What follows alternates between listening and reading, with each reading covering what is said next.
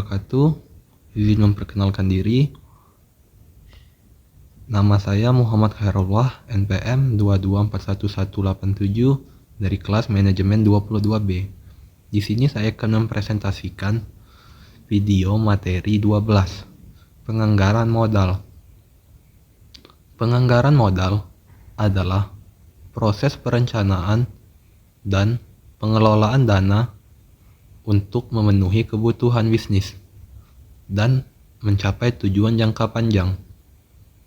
Dalam presentasi ini akan dijelaskan tujuan, metode, keuntungan, dan proses penganggaran modal. Berikutnya, tujuan penganggaran modal. Yang pertama adalah pengambilan keputusan. Penganggaran modal membantu manajemen dalam membuat keputusan terkait alokasi dan penggunaan sumber daya finansial yang ada. Yang kedua, pengukuran kinerja. Dengan melakukan penganggaran modal, perusahaan dapat mengukur kinerja keuangan mereka secara teratur dan objektif. Yang ketiga, persiapan ekspansi. Penganggaran modal memungkinkan perusahaan untuk mengidentifikasi dan mempersiapkan sumber daya yang diperlukan untuk ekspansi dan pertumbuhan di masa depan. Metode penganggaran modal. Metode tahunan.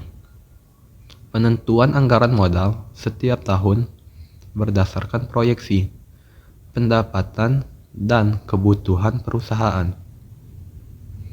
Metode proyek. Penentuan anggaran modal berdasarkan proyek spesifik tertentu yang akan dilaksanakan perusahaan. Metode presentase. Penentuan anggaran modal berdasarkan presentase tertentu dari laba perusahaan atau penjualan kotor. Metode prioritas. Penentuan anggaran modal berdasarkan tingkat prioritas setiap proyek atau investasi. Keuntungan penganggaran modal. Yang pertama, perencanaan yang tepat.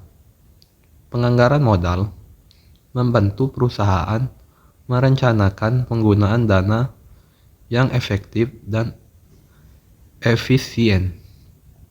Yang kedua, pemantauan kinerja. Penganggaran modal memungkinkan perusahaan untuk memonitor kinerja keuangan mereka secara berkala. Yang ketiga, pengambilan keputusan yang lebih baik.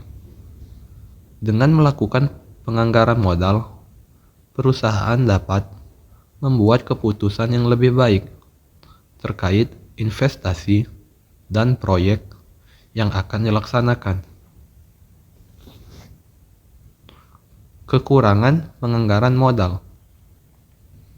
Pengabaian faktor eksternal. Yang pertama, pengabaian faktor eksternal. Penganggaran modal mungkin tidak mempertimbangkan perubahan lingkungan eksternal yang dapat mempengaruhi kebutuhan dana perusahaan. Yang kedua, ketidakpastian. Penganggaran modal tidak dapat memprediksi secara akurat perubahan dalam pasar atau perubahan kondisi bisnis yang dapat mempengaruhi alokasi dana. Yang ketiga, keterbatasan sumber daya. Tidak semua perusahaan memiliki sumber daya yang cukup untuk melakukan penganggaran modal dengan baik. Faktor-faktor yang mempengaruhi penganggaran modal. Ukuran perusahaan.